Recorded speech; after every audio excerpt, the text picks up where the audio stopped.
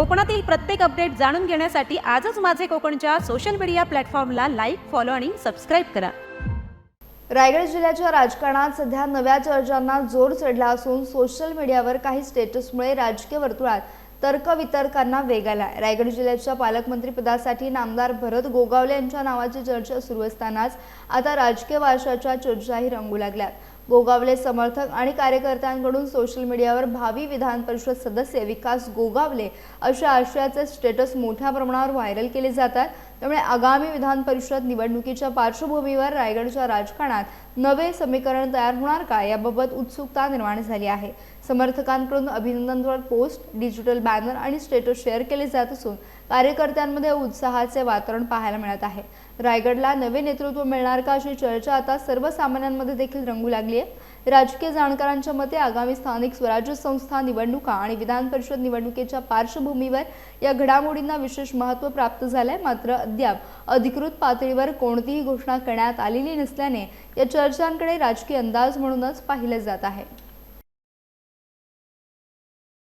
रायगडच्या राजकारणात सध्या विकास गोगावले यांच्या नावाची जोरदार चर्चा सुरू असतानाच मंत्री भरत गोगावले यांनी यावर प्रतिक्रिया देत शिवसेना नेतृत्वावर पूर्ण विश्वास असल्याचं स्पष्ट केलं आहे.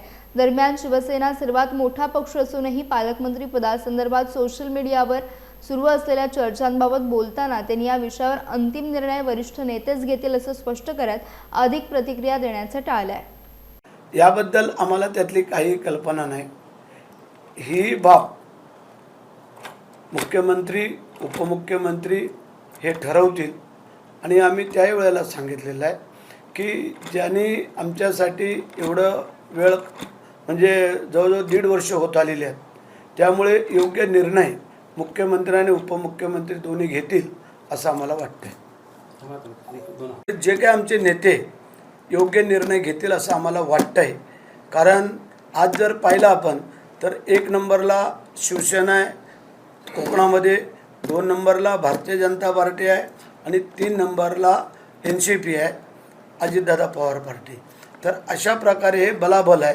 त्याच्यामध्ये आता आमचे जे काही नेते आहेत ते बसून मुख्यमंत्री, उपमुख्यमंत्री आणि सुनीताताई पवार हे तिन्ही, हे दोन्ही उपमुख्यमंत्री आणि मुख्यमंत्री हे बसून योग्य निर्णय काढतील असं आम्हाला वाटतं आहे.